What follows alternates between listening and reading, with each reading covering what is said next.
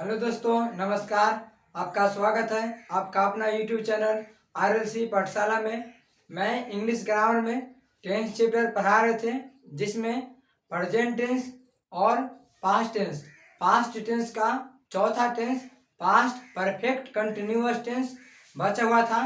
तो आज पढ़ेंगे पास्ट परफेक्ट कंटिन्यूअस टेंस।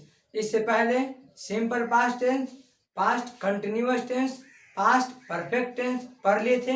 आज पढ़ेंगे पास्ट परफेक्ट कंटिन्यूअस टेंस। यहाँ पर भी पास्ट परफेक्ट कंटिन्यूअस आ गया है।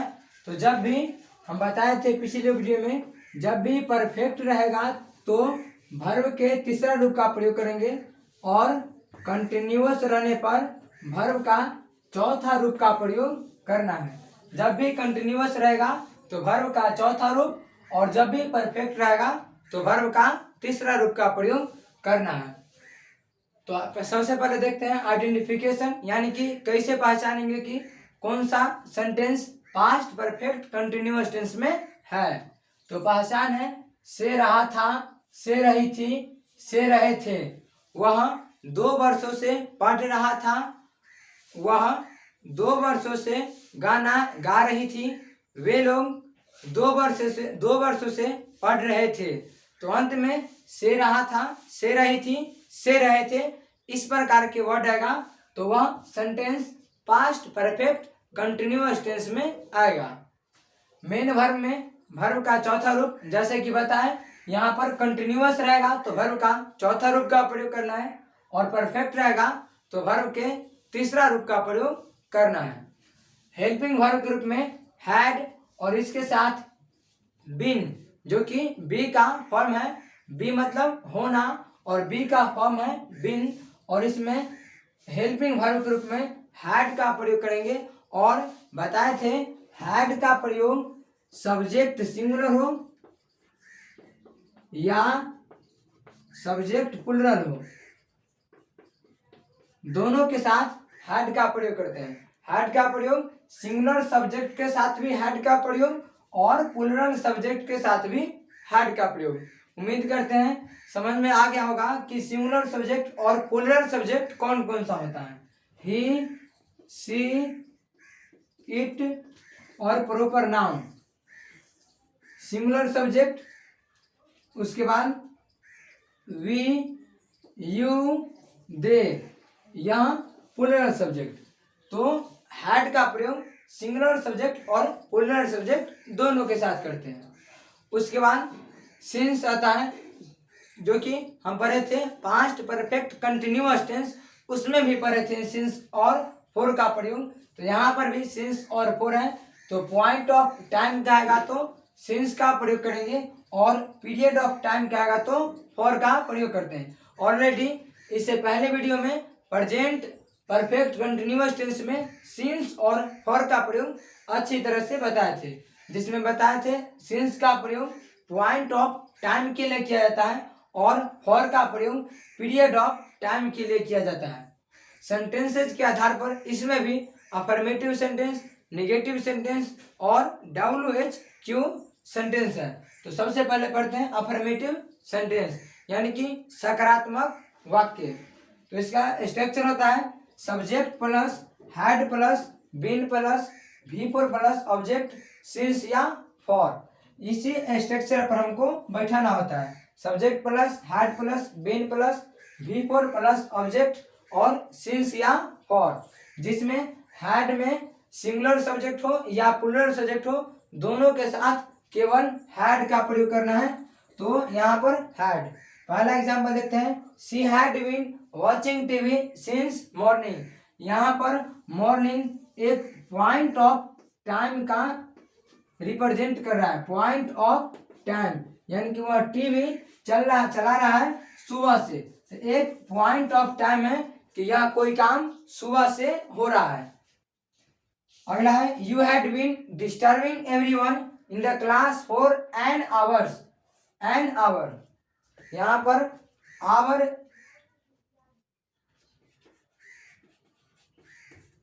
तो पहला चैप्टर आर्टिकल्स में बताए थे, ओ या आ, ओ उसके बाद ए आई, ये दोनों रहता है तो उसके पहले हम एन का प्रयोग करते हैं, इसीलिए यहाँ पर आवर के पहले एन का प्रयोग हुआ है।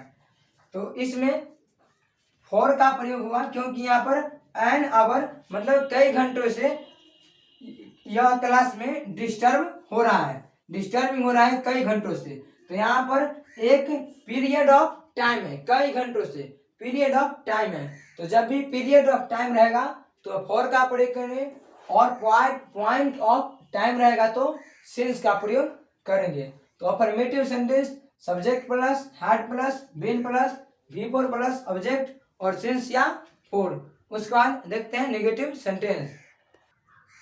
दूसरा है नेगेटिव सेंटेंस। नेगेटिव सेंटेंस यानी कि नकारात्मक वाक्य। तो जब भी अफर्मेटिव सेंटेंस में नॉट का प्रयोग कर देते हैं तो वह सेंटेंस नेगेटिव सेंटेंस में परिवर्तित हो जाता है। यानी कि अफर्मेटिव सेंटेंस में केवल नॉट का प्रयोग कर देना है, सब्जेक्ट के बाद हैड है उसके बाद नॉट का प्रयोग कर देंगे तो वह नेगेटिव सेंटेंस में बदल जाएगा। अगर यहाँ पर हम लोग नॉट का प्रयोग नहीं करेंगे तो यह स्ट्रक्चर सेम अभिपर का है, अफर्मेटिव सेंटेंस का है, लेकिन इसमें नॉट लगा देने पर यह सेंटेंस नेगेटिव सेंटेंस में बदल जाता है। इसका स्ट्रक्चर है subject plus had plus not plus been plus V4 plus subject since या फॉर। केवल आपको ध्यान में रखना है अफर्मेटिव सेंटेंस में नॉट का प्रयोग कर देने पर नेगेटिव सेंटेंस में बदल जाता है। तो पहला एग्जांपल है she had not been going to school for a week. तो यहाँ पर सी सब्जेक्ट है और सब्जेक्ट में भी सिंगुलर सब्जेक्ट है, तो हैड का प्रयोग सिंगुलर और प्लूरल दोनों सब्जेक्ट के साथ होता है। तो she had not been going to school for a week. अगला है he had not been paying attention. अब यहाँ पर ध्यान से सुनिएगा, पेइंग अटेंशन, इसके बाद प्रीपोजिशन चैप्टर पढ़ेंगे उसमें बताएंगे पेइंग अटेंशन के साथ हमेशा फिक्स प्रीपोजिशन टू का प्रयोग होता है। पेइंग अटेंशन के साथ हमेशा फिक्स प्रीपोजिशन टू का प्रयोग होता है। तो paying attention to his studies for a long time. यहाँ पर पहला में था ए वीक, अगला में ए लॉन्ग टाइम, यानी कि यह सब समय पीरियड ऑफ टाइम का बता रहा है, एक सप्ताह से बहुत लंबे समय से, यानी कि पीरियड यानी कि काल का बोध हो रहा है। तो जब भी लंबे समय का बोध हो तो उसमें फॉर का प्रयोग करेंगे और पॉइंट ऑफ टाइम का चर्चा रहेगा तो उसमें सिंस का प्रयोग करेंगे। अगला एग्जांपल है I had not been taking my medicines for a week.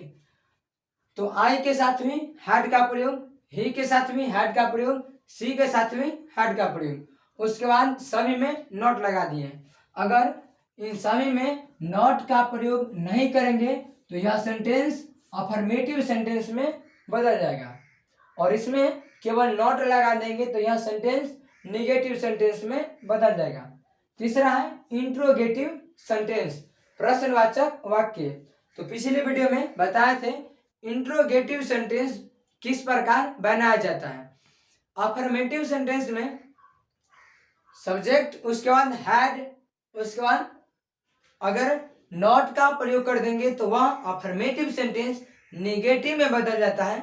लेकिन इंट्रोगेटिव बनाने के लिए सब्जेक्ट के साथ जो भी हेल्पिंग वर्ब का प्रयोग हुआ है उस हेल्पिंग वर्ब को सब्जेक्ट से पहले रख दिया जाता है तो वह इंट्रोगेटिव सेंटेंस में बदल जाता है, चाहे वह टेंस कोई भी हो। इंट्रोगेटिव बनाने का एक ही तरीका है कि सब्जेक्ट से पहले हेल्पिंग वर्ब का प्रयोग कर देना है तो वह इंट्रोगेटिव सेंटेंस में बदल जाएगा। इंट्रोगेटिव सेंटेंस यानी कि प्रश्नवाचक वाक्य। तो इसके अंत में हमेशा क्वेश्चन मार्क कराना आवश्यक है, इसके अंत में हमेशा क्वेश्चन मार्क रहेगा। तो यहाँ पर देखिए हैड यू लिखा हुआ है, हैड यू यानी कि यू सब्जेक्ट है और यू के बाद यहाँ पर हैड का प्रयोग नहीं हुआ है, यू के पहले हुआ है। यानी कि सब्जेक्ट से पहले अगर हेल्पिंग वर्ब का प्रयोग होगा तो वह इंट्रोगेटिव में बदल जाएगा। यदि यहाँ पर हैड का प्रयोग यू के बाद हम लोग अगर हैड का प्रयोग करते तो यह सेंटेंस अफर्मेटिव में बदल जाता, और यू हैड नॉट लिख देते यहाँ पर तो यह सेंटेंस निगेटिव में बदल जाता। तो यहाँ पर पढ़ रहे हैं अभी फिलहाल इंट्रोगेटिव सेंटेंस, तो शुरू में लगाएंगे हैड। इंट्रोगेटिव बनाने के लिए केवल अफर्मेटिव सेंटेंस में जो भी हेल्पिंग वर्ब का प्रयोग हुआ है सब्जेक्ट के साथ, उस हेल्पिंग वर्ब का प्रयोग सब्जेक्ट से पहले कर देंगे।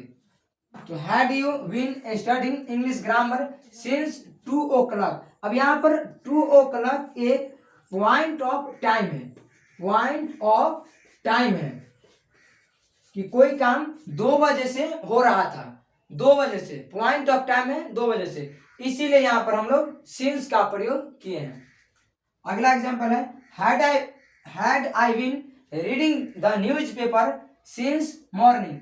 यहाँ पर ध्यान से देखिएगा, हम लोग आर्टिकल्स चैप्टर में पढ़े थे, न्यूज पेपर के पहले आर्टिकल्स द का प्रयोग करना है। जैसे Hindustan times, times of India, इस सब के पहले आर्टिकल्स द का प्रयोग करना है, इसीलिए न्यूज पेपर के पहले आर्टिकल्स द का प्रयोग हुआ है। उसके बाद सिंस मॉर्निंग, यहाँ पर कोई काम सुबह से हो रहा था, तो सुबह से यानी कि फिर यहाँ पर पॉइंट ऑफ टाइम का प्रयोग है।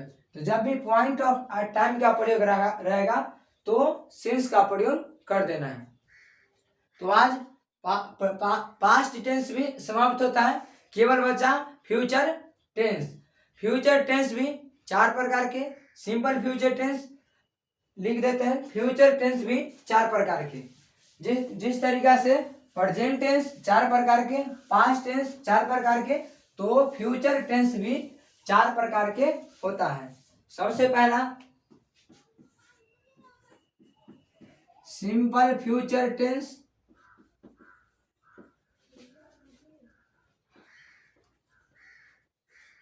दूसरा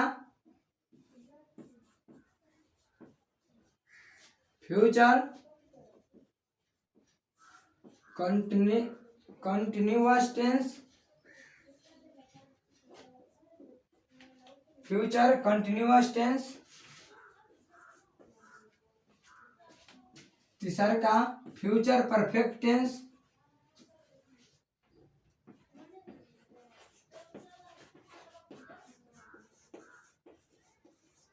चौथा फ्यूचर परफेक्ट